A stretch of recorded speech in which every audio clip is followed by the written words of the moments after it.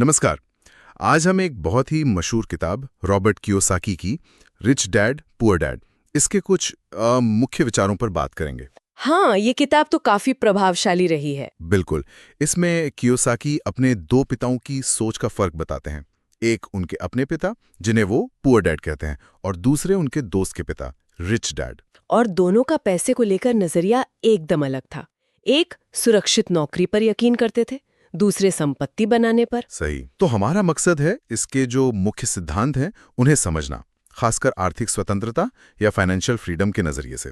बिल्कुल, ये किताब ना जो हमारी पारंपरिक सोच है कि भाई अच्छी नौकरी मिल जाए बस, उसको सीधी चुनौती देती है और वित्तीय साक्षरता मतलब फाइनेंशियल लिटरेसी उस पर बहुत जोर देती है। हाँ, तो चलिए पहले सिद्धांत से शुरू करते हैं। सबसे ज्यादा चर्चित शायद यही है, अमीर पैसे के लिए काम नहीं करते। हाँ, पैसा उनके लिए काम करता है। ये सुनने में बड़ा अच्छा लगता है, लेकिन इसका असल मतलब क्या है? मतलब ये कैसे होता है? देखिए, ये एक माइंडसेट शिफ्ट है। मतलब आप सिर्फ सैलरी के लिए काम करने की बजाय ऐसी चीजें, ऐसे एसेट्स बनाते हैं, खरीदते हैं जो आपके लिए पैसा कमाएं। एसेट्स? जैसे किराए पर दी हुई प्रॉपर्टी, स्टॉक से मिलने वाला डिविडेंड या कोई बिजनेस जो आपके बिना वहां रहे भी चलता रहे और कमाता रहे। फोकस नौकरी ढूंढने से हटकर इनकम जनरेट करने वाले एसेट्स बनाने पर आ जाता है।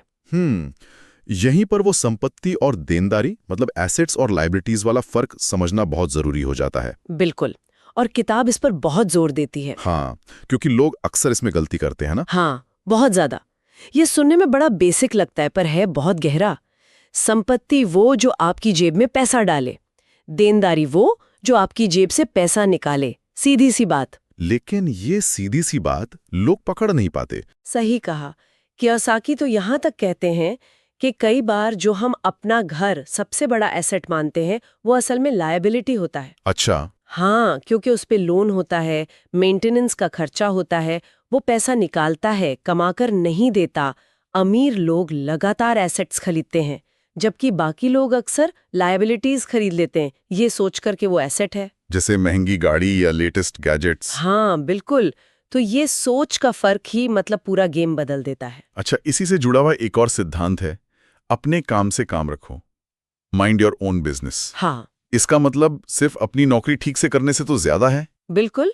इसका मतलब है कि आपकी जो नौकरी या प्रोफेशन है वो तो ठीक है, वो आपके खर्चे चलाएगी, लेकिन उसके साथ साथ या उससे अलग आपको अपने एसेट कॉलम पर ध्यान देना है, उसे बनाना है। अपना एसेट कॉलम? हाँ, आपकी असली दौलत वहीं से बनेगी।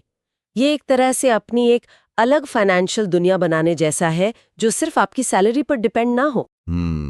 लेकिन ये एसेट बनाने के लिए जो स्किल्स चाहिए वो कहाँ से आएंगी? हाँ, यहीं पर वो अगला आइडिया आता है। सीखने के लिए काम करो, कमाने के लिए नहीं।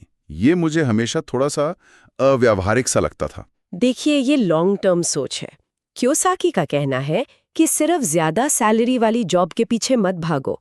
ऐसी जगहें या ऐसे मौके ढूंढो जहां आप कुछ कीमती स्किल्स सीख सको। जैसे कौन सी स्किल्स? जैसे सेल्स, मार्केटिंग, नेगोशिएशन, लोगों को समझना, इन्वेस्टमेंट कैसे काम करता है, बिजनेस के सिस्टम कैसे बनते हैं।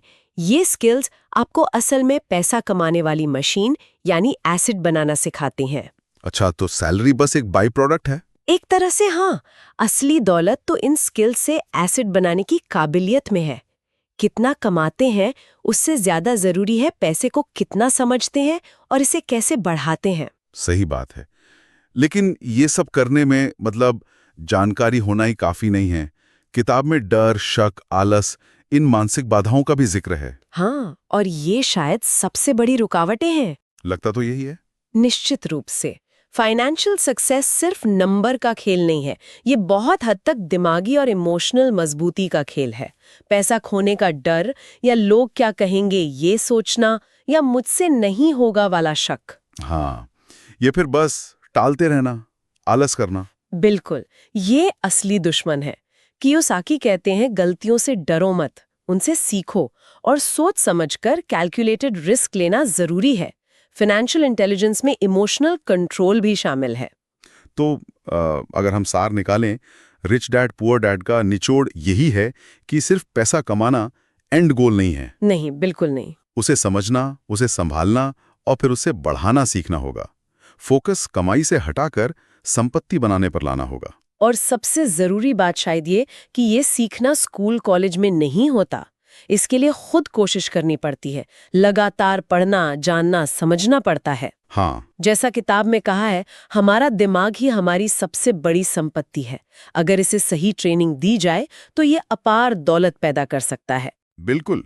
तो इस चर्चा के आखिर में एक सवाल सबके सोचने के लिए छोड़ जाते हैं। अगर अपनी फाइनेंशियल समझ को वाकई बेहतर बनाना है तो आज या इस हफ्ते वो पहला छोटा सा लेकिन ठोस कदम क्या हो सकता है जो उठाया जाए? जरूर सोचिएगा इस